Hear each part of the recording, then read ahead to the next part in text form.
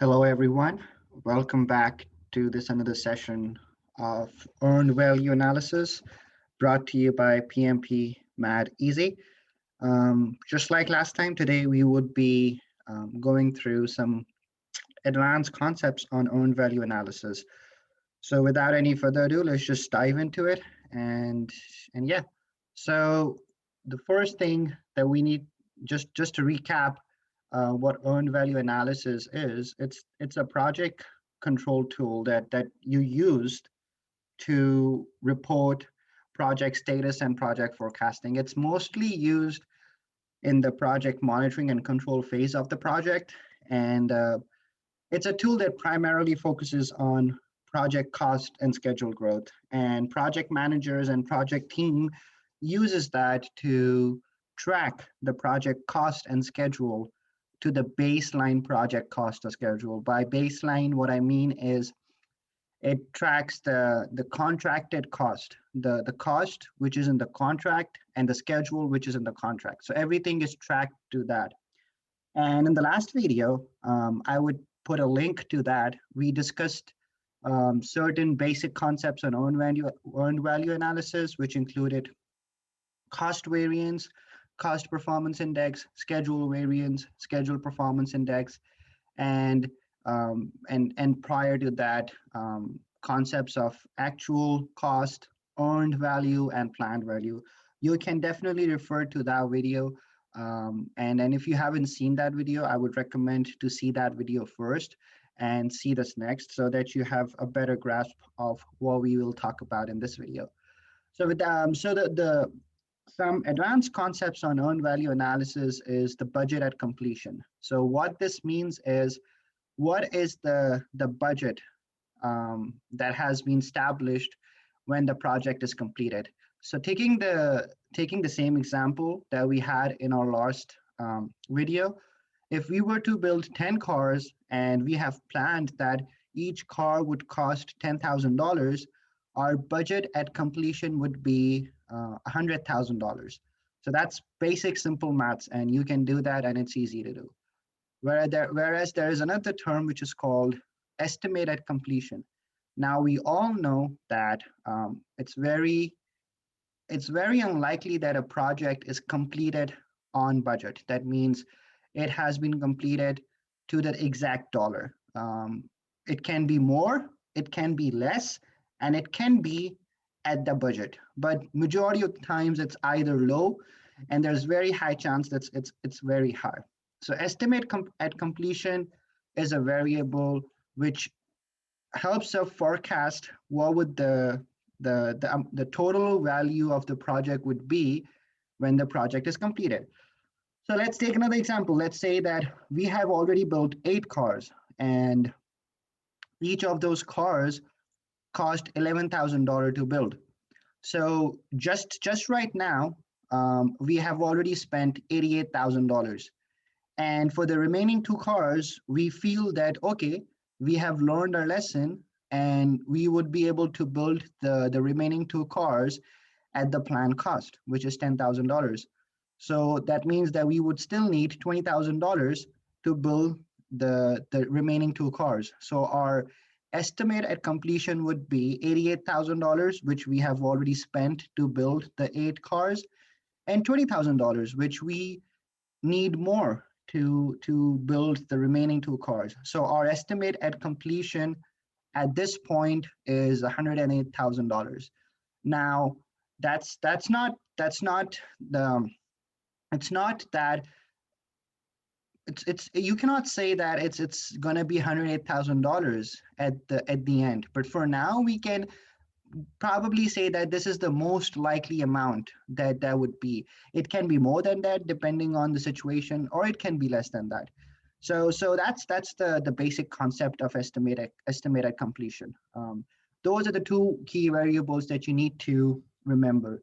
Now, there are different variants of estimated completion, right? I mean, and we will get to this one by one, but these are just a few formulas that you need to remember. And yeah, let's just go to each of these one by one. So the first one is estimated completion, which is calculated using budget at completion, and the cost performance index. So what you are primarily assuming in this formula is that the the work that's going to be completed now would be completed at the same cost as the work that has been completed. So for instance, here's an example to the right of you. So you've already built 10 cars, and each of those cars cost on average $111,000 to build. Now you've learned the lesson, and it's like, hey, let's revise the budget, because now we've established that the remaining two cars would also be built for $11,000 each. So by simply using the formula, $88,000 for the 8 cars that have already been built, and $22,000, which you would require more to build the remaining 2 cars. Your estimate at completion would be $110,000. So this formula is used when you are assuming that the remaining work will be done at the same rate. Now, the formula that I have used, I would recommend, this is just for example purpose.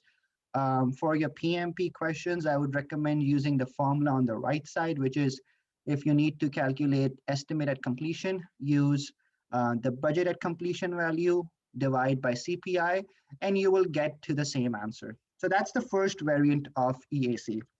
The second variant is when you are assuming that the remaining work would be done at a planned rate. What that means is, this is pretty much similar to the first example. Prior to the first example, the one where, let me go back, this one. We are assuming here that the 2 cars that are left would be done at the same rate that we have planned for, which is $10,000. Yes, the first 8 cars did cost us $11,000 each, but we are pretty confident that the remaining 2 would be built at the same cost. So it's simple: $88,000 for the 8 cars that have been already built, and just a correction, it should not be $10,000; it should be $20,000 for the work to be done. So the total aggregate would be $108,000.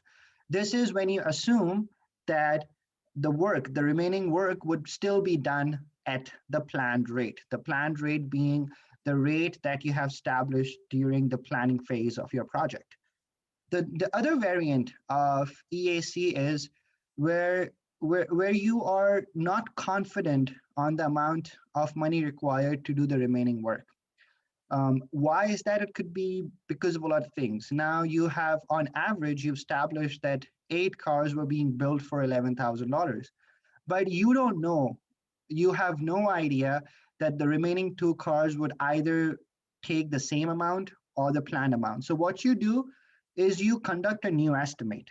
You go back, you look at the work that needs to be done to build the new car, and then you create a new estimate.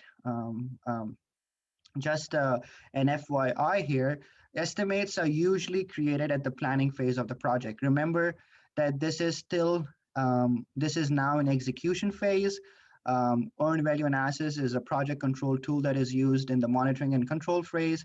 So even though you're not in the planning phase, you will conduct a new estimate. The project team would go back, look at what's required, conduct a new estimate, and then you come up with a value. So for instance, just for the sake of example, you've already built 8 cars for $11,000, but you've established with the new estimate that the remaining 2 cars would be built for $13,000 each. So now $88,000 plus $26,000 for the remaining 2 cars, the estimate at completion would be $114,000. So at this point, you can say to your bosses or senior management that, hey, boss, it's going to take us $26,000 more to build the next 2 cars. Or in short, you can tell them that, hey, the project will cost us $114,000 as compared to $100,000 that we had initially established in our contract. So that's another way of calculating EAC. The other way also is to calculate EAC. It's pretty much similar to when you're conducting new estimate, but this time around, you feel that your project would be affected not just by the cost, increase in cost, but it will also be affected by increase in schedule. So for instance, if more amount of work needs to be done, you can expect more labor hours to be put into the work. Hence, that means that the cost would be more and the schedule will be more. And just for the sake of this question, um, I took the first 8 cars were again built for $11,000 each, but the remaining two cars were estimated to cost $15,000, where $2,000 was because of inflation. There was such a high spike in inflation that the cost had to be changed, and $3,000 was because you had more time. You need more time to finish the project. Hence, you need more labor. Hence more labor hours. Now, this is just an example. Like all other examples in this presentation, is just for teaching purposes. You are not supposed to use this. This is just to clarify some concepts. For your PMP exam or otherwise, you should use equations and formulas that are provided on the left side of this presentation, where for this type of scenarios, the formula would be actual cost plus this big formula, where budgeted actual cost minus earned value upon SPI times CPI. So yeah, make sure to use these formulas, and I hope that that all these kind of different variants of EAC, you probably have a much better idea of how to work with them. Now there's the last, not the last variable, but the second to last variable for earned value analysis is the variance at completion. Now this is in very simple terms is cost growth. What is the growth? How much has the cost growth been? So a simple formula for that is budgeted actual cost minus estimate at completion. In other words, what was the planned cost of the project and what will be the project cost eventually. Let's assume that our planned cost was $100,000, where we assume that we would need $10,000 each to build one car. But eventually, at the end of the day, at the end of the project, we incurred $110,000. So the variance at completion would be minus $10,000. And whenever you have a variance at completion which is less than zero, you say the project is over budget. If it's at zero, project is at budget. And if it's greater than zero, it's considered to be under budget. Now, this is simply basic. This is very basic. Anyone can remember this. This is very easy to remember and memorize these formulas. The last variable and the most important of them all is to complete performance index. A lot of people face difficulty in how to comprehend this particular index. So what this index actually mean is, now what should the CPI be in future so that either we can finish the project within the established budgeted estimate cost, or within the new estimate at completion. Now, these are two different formulas. This particular formula is when you have to complete the cost, and you have to complete the project within the budgeted estimate cost. Now, if you look at the formula, you would see that budgeted actual cost minus earned value is the amount of work that you have done. And budgeted actual cost minus actual cost is the amount of money that you have actually left in the project. So the amount of work that needs to be done and the amount of money left on the project. This is what the CPI is supposed to be. So that's in short to complete performance index is what should the CPI be going forward to ensure that the project is completed within BAC. Now, just a quick tip on TCPI. If your CPI is greater than 1, so at any point at time is equals to X, you have established that the CPI is greater than 1, which says that the project is under budget. That means your TCPI if it had to be completed within the budgeted actual cost, it would be less than one. Because now you have more flexibility to complete your project within the budget and vice versa. And if that confuses you, don't worry about that. Just keep this basic in mind. TCPI is going forward from this point on, what should the CPI be of the project to ensure that the project is completed within budget. Now, there's another TCPI that you need to remember, which is um, what should the CPI be going forward if you have to complete the project within the estimate at completion. And again, you can use the formula to calculate TCPI.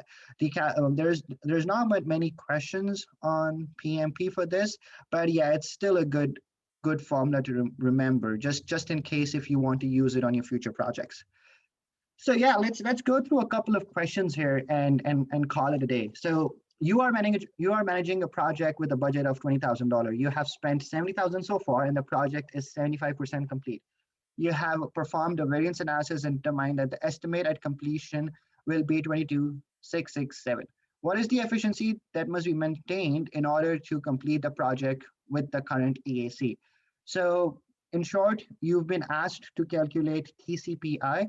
What should the CPI be going forward so that you complete the project within the current EAC?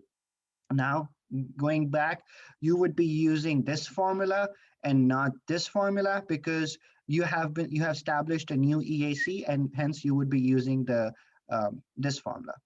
So the efficiency must be maintained. So that means you need to complete TCPI. Like I said, you would use budgeted actual cost minus earned value upon budgeted minus actual cost minus actual cost. Oh, sorry, budgeted actual cost minus earned value upon budgeted actual cost minus actual cost. Yeah. The budgeted actual cost on this project was given to be $20,000. The earned value is $15,000. Now, how do you calculate that? It was stated previously that the project was completed 75%. So just using the 75%, you know that the amount of work that you have actually earned on the project is just $15,000. And to complete that $15,000 of work, you've actually spent $17,000.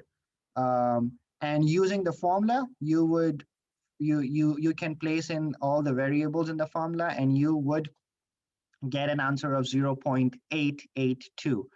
So your answer is 0.882. Now let me decipher this, what this actually means.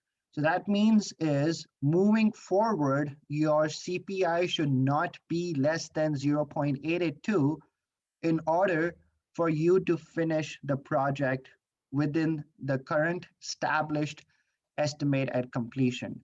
So this, you can, anything lower than 0.882, your project, you would have to establish a new estimate at completion, which would be greater than $22,667. So this is what TCPI simply means. Another quick example here, the following information was provided in the project report. However, certain information was missing from it. The project manager sees the report and wanted to find the estimate at completion. Assume that remaining project will cost the same as planned cost. So you're essentially, the question states that you need to find EAC, and you have to assume that the project, whatever amount is spent now, but the remaining work would be done at the planned cost, whatever that planned cost was at the time we established the baseline, the cost baseline. So the equation uses EAC is equals to actual cost plus budgeted actual cost minus earned value. We know that the actual cost that has already incurred on the project is all the you can find all the information provided in the prior slides, and therefore you can plug in the values, and you would come up with values which is equal to $550,000. So that said, the answer would be $550,000. That's the estimated completion. Now, the project which was initially be supposed to complete it at $500,000 would now be completed at $550,000.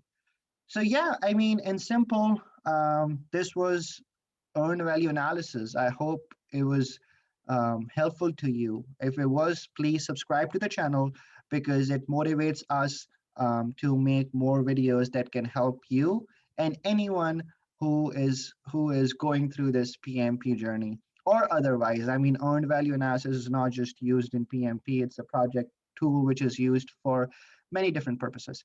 So yeah, please go ahead, subscribe to the channel, like it, share it. We really love that, and definitely join our Telegram group. There are people there are amazing. They just you would be helped so much if you have any difficulties. There are members who will help you with that. With that, I'm gonna sign out. This is Amir Ali Shalwani, and I'll talk to you next time. Take care and bye bye.